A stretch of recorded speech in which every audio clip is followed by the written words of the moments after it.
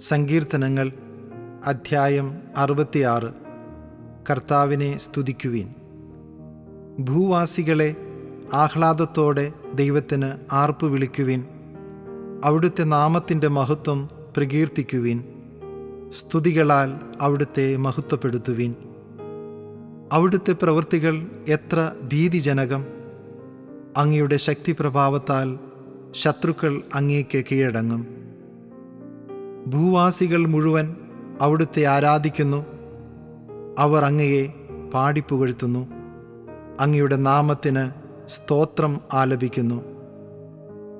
ദൈവത്തിൻ്റെ പ്രവൃത്തികൾ വന്നു കാണുവിൻ. മനുഷ്യരുടെ ഇടയിൽ അവിടുത്തെ പ്രവൃത്തികൾ ഭീതിജനകമാണ്. അവിടുന്ന് സമുദ്രത്തെ ഉണങ്ങിയ നിലമാക്കി. അവർ അതിലൂടെ നടന്നു നീങ്ങി. അവിടെ നമ്മൾ ദൈവത്തിൽ സന്തോഷിച്ചു. അവിടുന്ന് തൻ്റെ ശക്തിയിൽ എന്നേക്കും വാഴും. അവിടുന്ന് ജനതകളെ നിരീക്ഷിക്കുന്നു. കലഹപ്രിയർ അഹങ്കരിക്കാതിരിക്കട്ടെ. ജനതകളെ, കർത്താവിനെ വാഴ്ത്തുവിൻ. അവിടുത്തെ സ്തുതിക്കുന്ന സ്വരം ഉയരട്ടെ. അവിടുന്ന് നമ്മുടെ ജീവൻ കാത്തുപാലിക്കുന്നു. നമ്മുടെ കാലിടറാൻ അവിടുന്ന് സമ്മതിക്കുകയില്ല. ദൈവമേ, അങ്ങ് ഞങ്ങളെ പരീക്ഷിച്ചറിഞ്ഞു. ഞങ്ങളെ വെള്ളിയെന്ന പോലെ അങ്ങ് പരിശോധിച്ചു. അവിടുന്ന് ഞങ്ങളെ വലയിൽ കുടുക്കി. ഞങ്ങളുടെ മേൽ വലിയ ഭാരം ചുമത്തി. ശത്രുക്കൾ ഞങ്ങളെ ചവിട്ടി മെതിക്കാൻ അങ്ങ് ഇടയാക്കി. ഞങ്ങൾ തീയിലും വെള്ളത്തിലും കൂടി കടക്കേണ്ടി വന്നു. എങ്കിലും അങ്ങ് ഞങ്ങളെ വിശാല ഭൂമിയിൽ കൊണ്ടുവന്നു.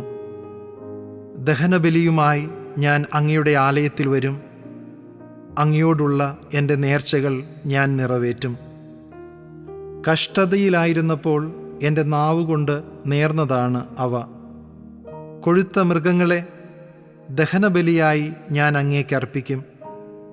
മുട്ടാടുകളുടെ ബലിയുടെ ധൂമം ഉയരും.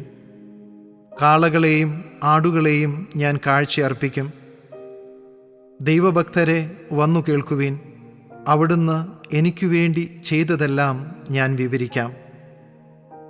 ഞാൻ അവിടുത്തോട് ഉച്ചത്തിൽ വിളിച്ചപേക്ഷിച്ചു. എൻ്റെ നാവ് കൊണ്ട് ഞാൻ അവിടുത്തെ പുകഴ്ത്തി. എൻ്റെ ഹൃദയത്തിൽ ദുഷ്ടത കുടിയിരുന്നെങ്കിൽ കർത്താവ് കേൾക്കുമായിരുന്നില്ല. എന്നാൽ ദൈവം കേട്ടിരിക്കുന്നു. എൻ്റെ പ്രാർത്ഥനയുടെ സ്വരം അവിടുന്ന് ശ്രദ്ധിച്ചിരിക്കുന്നു. ദൈവം വാഴ്ത്തപ്പെടട്ടെ. അവിടുന്ന് എൻ്റെ പ്രാർത്ഥന തള്ളിക്കളഞ്ഞില്ല. അവിടുത്തെ കാരുണ്യം എന്നിൽ നിന്ന് എടുത്തു കളഞ്ഞില്ല.